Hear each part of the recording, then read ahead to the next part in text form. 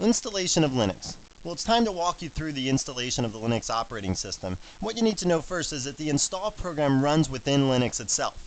Now that might seem like kind of a contradiction, right? How am I supposed to install Linux if I need to be running Linux already? Well, what you need to be running is a very minimal version of Linux. So you need to boot up some minimal version of Linux, then you can do the installation. Now the choices for media are CDs, you can use floppy disks, you can use DVDs, or you can just download it over the network. To download it over the network, you're going to at least have to download like a floppy boot image so that you can boot off the floppy, and then when you do the installation, you can point the installation program to the network site where you're going to download Linux from. Okay, and then once you have the system booted up and you start the installation program, there's different methods for the installation. You can do a text-based installation, you can do a GUI-based installation where you can point and click at various things and see pictures and graphs of the disk partition layout, that kind of stuff. Or you can do a scripted installation, and this is not on every distribution. Some distributions have this scripted installation, and the scripted installation is good if you're going to install Linux on multiple computers at one time. So if you're going to do it on like 10 systems at once, then you can do a scripted installation and install it basically the same on all those different systems. Now the installation steps that you have to follow, first you put in the bootable media. So you put in your CD or your floppy disk to boot it off of, and then you power on your computer. If it's a network installation, you have to point the installation program to the site. Now something I want to note with this network installation is, when I say a network installation, it could be, you're getting it off some site via like FTP or HTTP or something like that. You're using the web to do this. Or you could be working over like some local area network. Maybe the computer that you're installing it on doesn't have a CD drive, but some other computer in your office does have a CD drive. So you could put the CD in that other computer, do a network installation, and just point this computer to that computer and use the CD off that computer.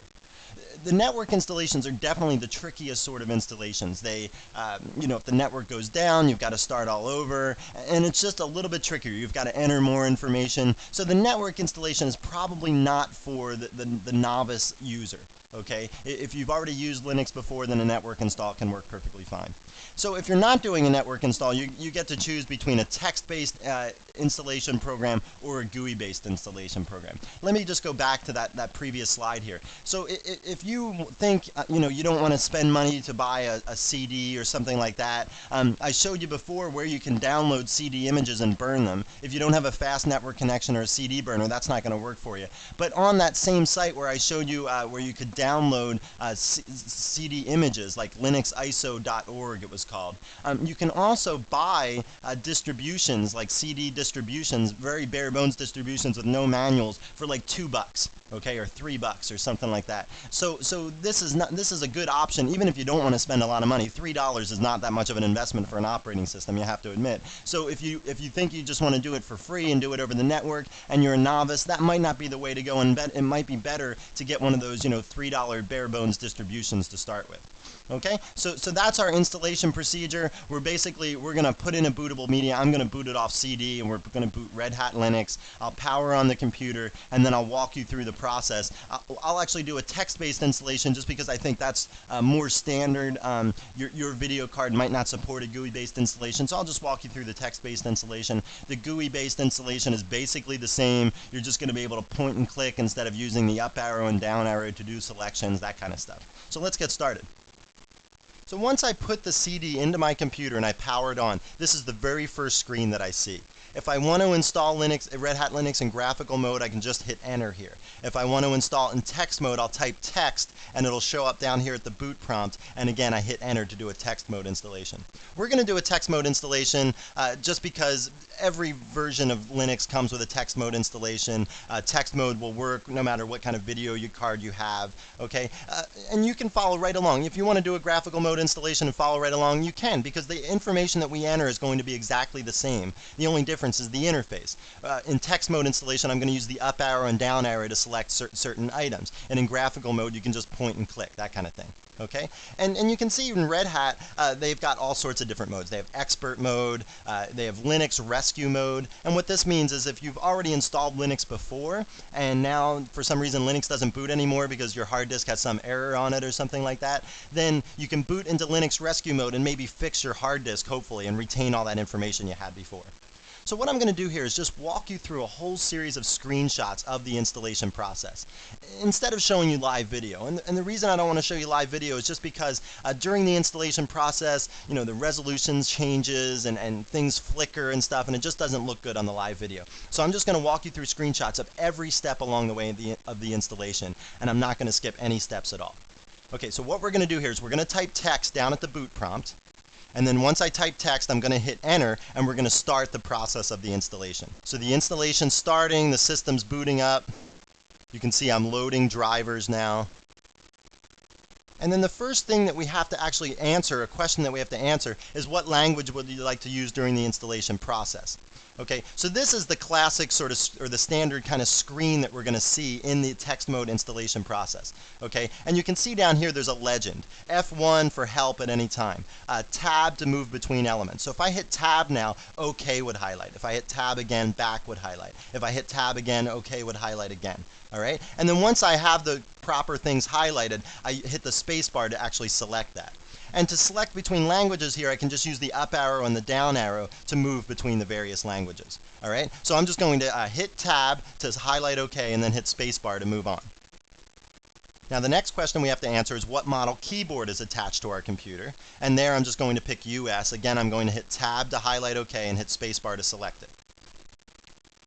And now I have to choose what model mouse is attached to my computer. Okay, I'm going to choose just generic 3-button mouse. And that works fine for any 3-button mouse. And like I said before, you know, it's good to have a 3-button mouse with Linux just because Linux makes use of all 3 mouse buttons. If you only have a 2-button mouse, you can choose one of the various generic 2-button mouses here for whatever kind of connection you have to your computer, whether it's a PS2 connection, those little round plugs, or USB, the flat kind of plugs, or the serial connection, which is pretty old and you probably don't have that one.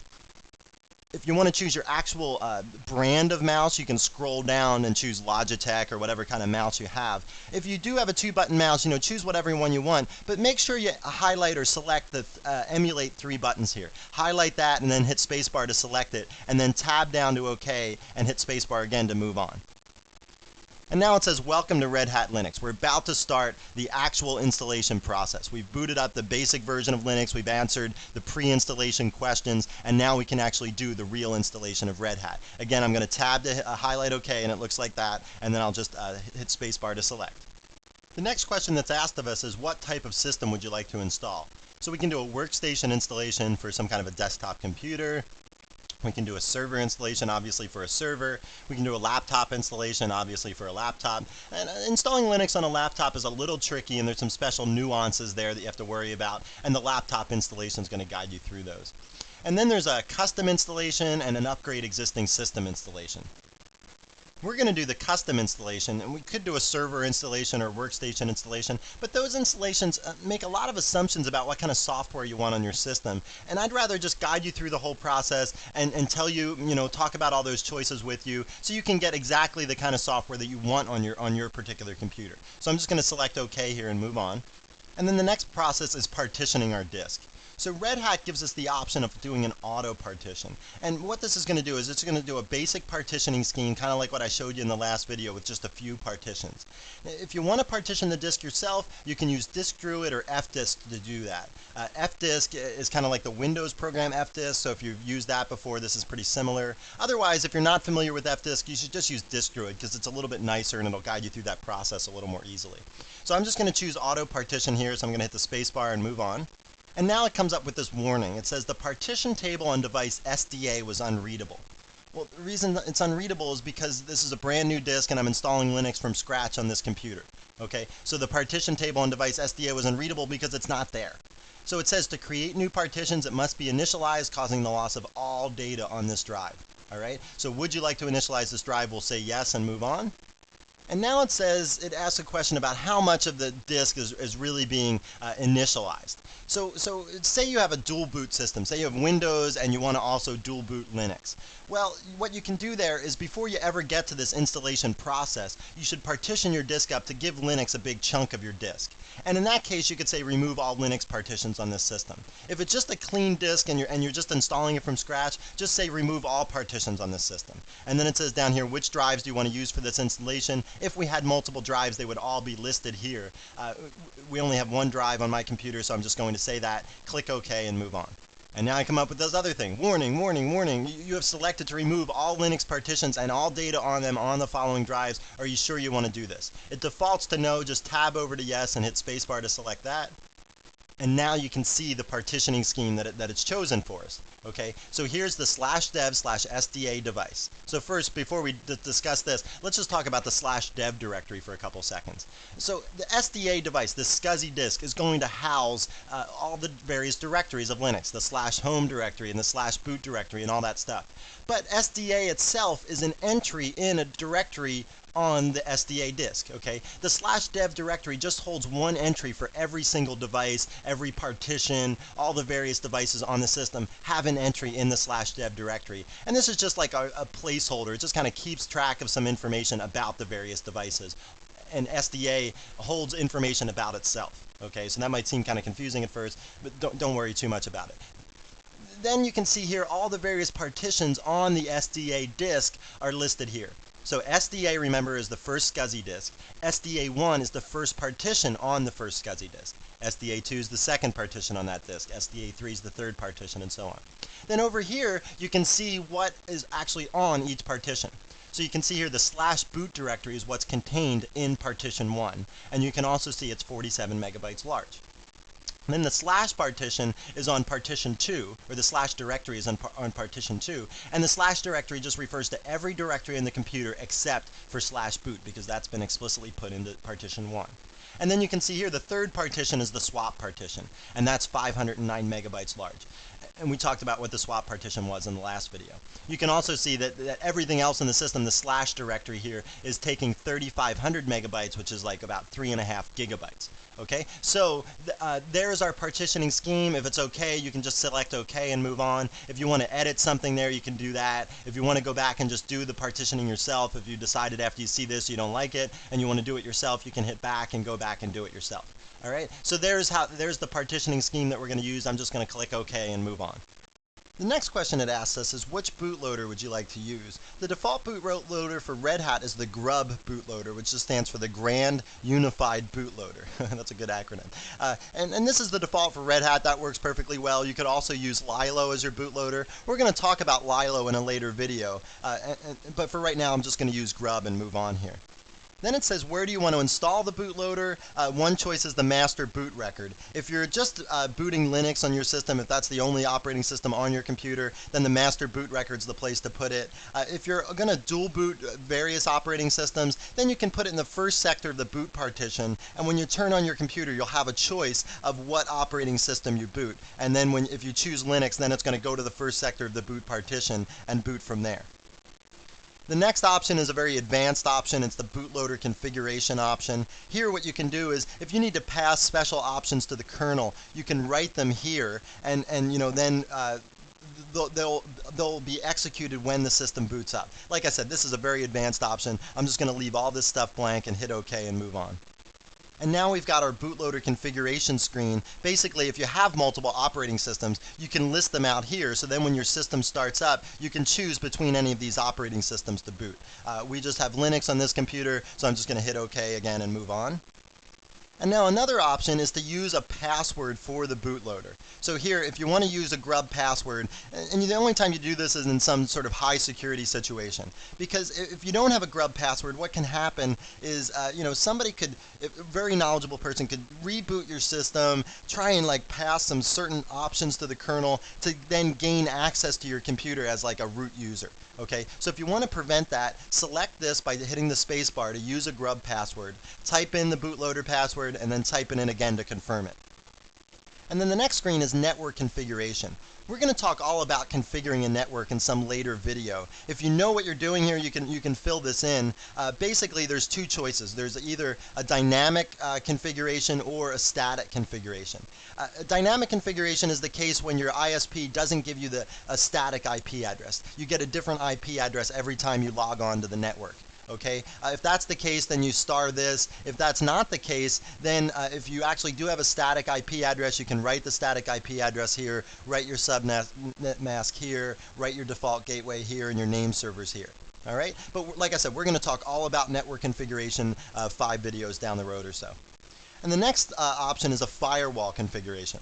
All right, so just think of this firewall visually. Like, what's a firewall? It's a wall that's on fire, right? Okay, so if you had a firewall around your house, it would be very hard for people to get into your house. And the same's true of your computer. If you have a firewall on your computer, you can set up various levels here, either no firewall, medium, or high.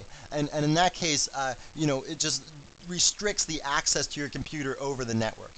If you're running a server or something and you have a high degree of firewall, then what's going to happen is it's going to be hard for people to gain access to your servers. And maybe that's what you want. Maybe you only want a select group of people to be able to gain access to your server, and in that case you can configure it just so those people have access to your server. So this is again for high security systems. You should choose high. For regular systems, just choose medium, and that'll work perfectly fine for most instances. The next screen here says language support, so if you speak some other language, you can choose that here. I just speak English, so I'm just going to leave that alone, but if you speak Estonian or something, you can choose that. Again, you're just going to have the option of seeing various options in Linux in different languages then if you pick that. Next, it says what time zone are you located in. You can choose to set your hardware clock to Greenwich Mean Time. That would kind of drive me nuts, I think. I'd always have to be converting, trying to remember how far off from Greenwich Mean Time I am. Instead, I'm just going to scroll down the list here, and I get to America, Vancouver. So America is North and South America. When you see a city that you think is in your time zone, and Vancouver, British Columbia is in my time zone here in Seattle, so I'm just going to pick that one. Now the next screen is asking us to pick a root password. The root password is essential for system security. Since the root account has all the privileges on the system, you don't want somebody to be able to get into that account. So pick a root password that's going to be really, really hard to guess. Upper and lowercase letters should be in the root password. Some symbols like an exclamation mark should be in there, or numbers should be in there. Okay, and it should just be really, really hard to guess for a normal person, and also for password guessing programs that are out there. There's password guessing programs that go through every word in the dictionary and mix the letters around. They put capital letters in there and stuff. So it should just be really hard to guess. It should have some numbers and symbols in there, like I said. What some people do is they take two words. They take the beginning of one word and the end of the other word. And then they turn letters like L's into the number 1 or an exclamation mark or something. They turn A's into the @ sign that we always use in emails. Okay, so just to mix it up, to make it hard for some automatic program to guess it. So I'm going to fill in these fields. I'm going to type in my password, and I'm going to type it in again to confirm it. And you can see here that it's just all stars, so somebody looking over my shoulder wouldn't be able to tell what I just typed in. And I'm going to select OK to move forward. And now it's asking us to add a normal user account. You can log in as the root user, but you should always have a normal user account that you do most of your normal day-to-day stuff on. You send email and browse the web as your normal user account. Even if this is your own personal system, you should have a normal user account to do that day-to-day stuff. So I'm going to fill these fields in, and you can see here I've given myself a user ID of Perry, I've given myself a password, and I typed it in again to confirm it, and then I just typed my full name. Okay, so there's the information that needs to create a user account. I'm going to select OK to move forward.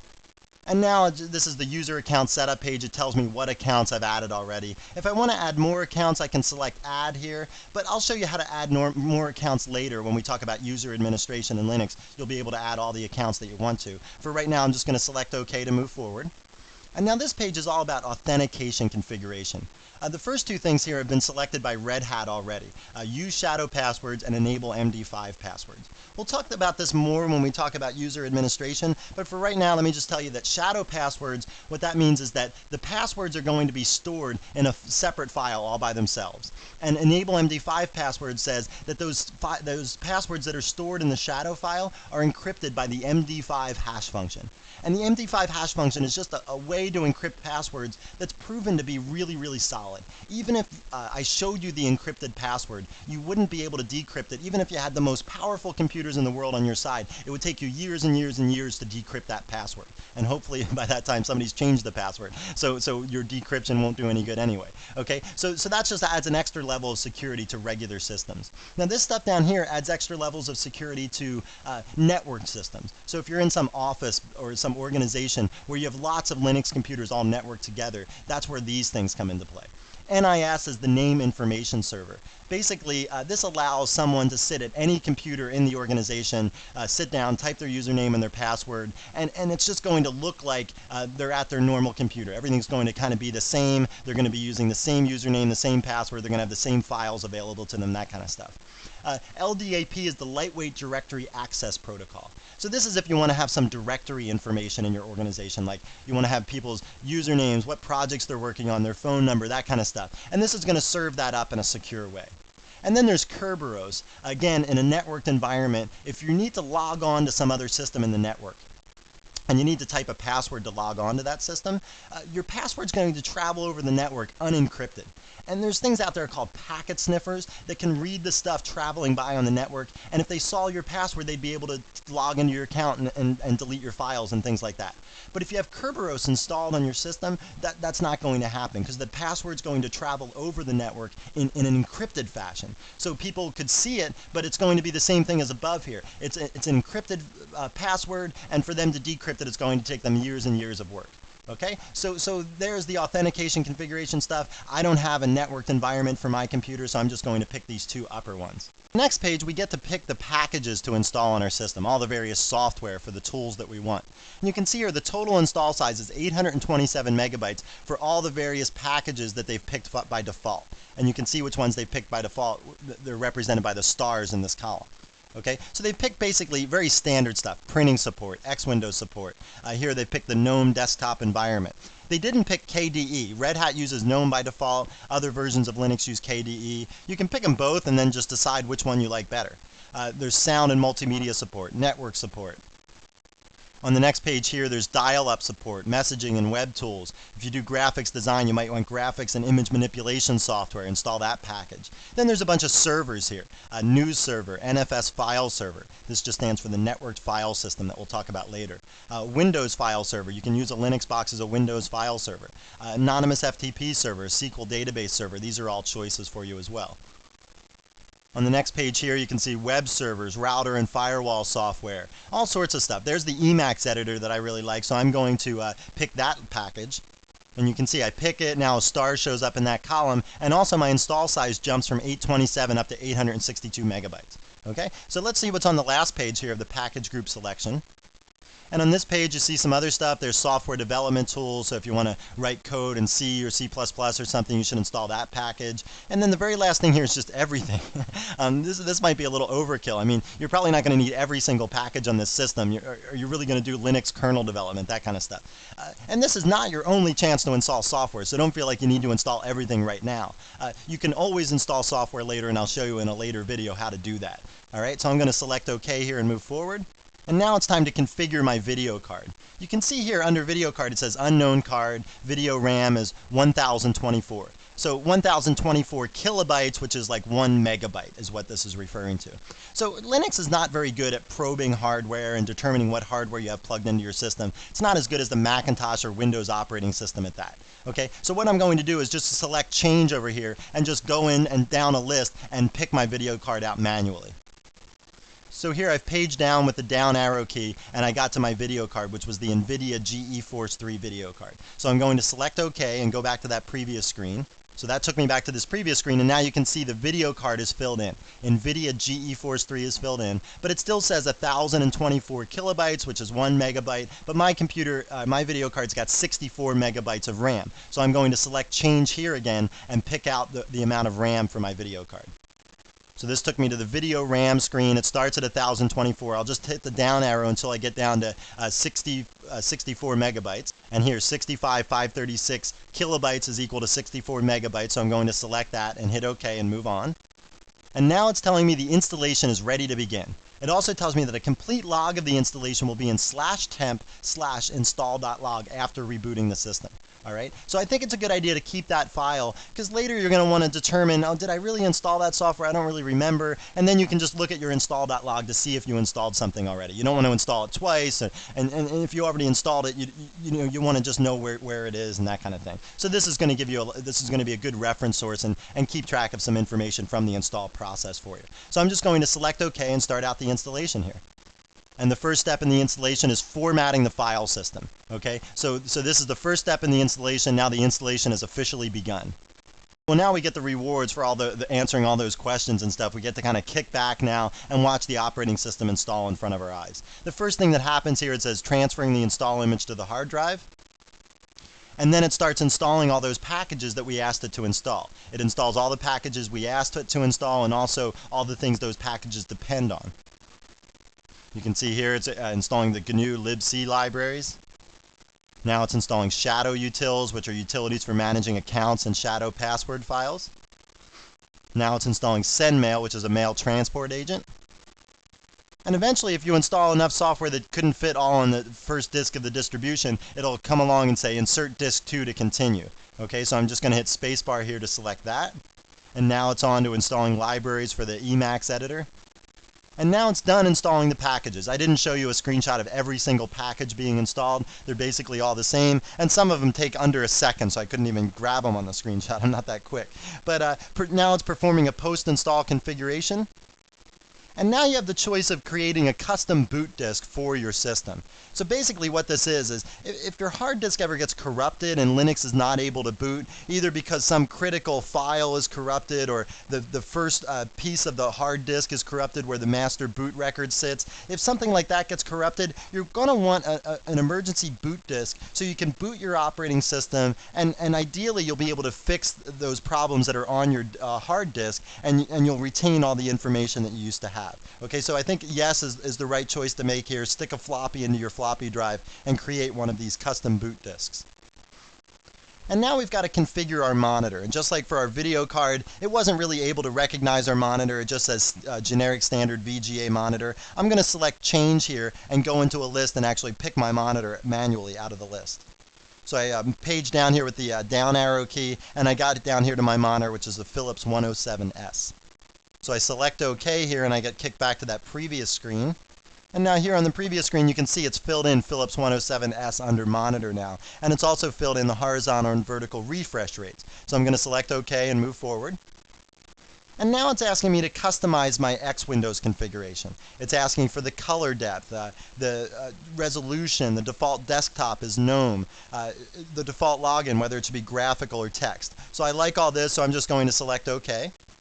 And now this is the screen you want to see. Congratulations, your Red Hat Linux system is complete. If you see this and this was the first time you're ever installing Linux, good job. Pat yourself on the back there. You did a great job. And now what you want to do is you want to remove any of the media out of your system that you use to install the system, like the CDs or the floppies that you use to create your initial installation. You want to take those out, so now when your system boots up, it's going to boot up off the hard disk. So I'm going to select Enter here.